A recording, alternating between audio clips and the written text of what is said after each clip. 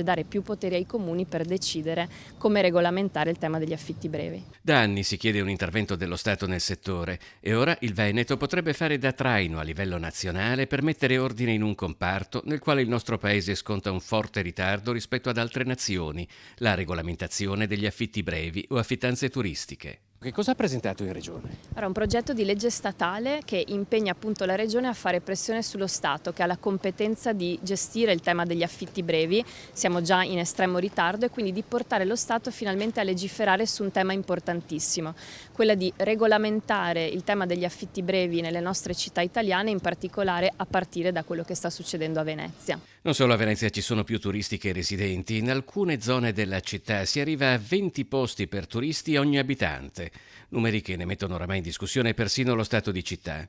Eppure, grazie al lavoro di realtà come Alta Tensione Abitativa, proprio da qui è partita una mobilitazione che ha portato al cosiddetto emendamento Pellicani, che già oggi permetterebbe al Comune di Venezia di regolamentare il settore.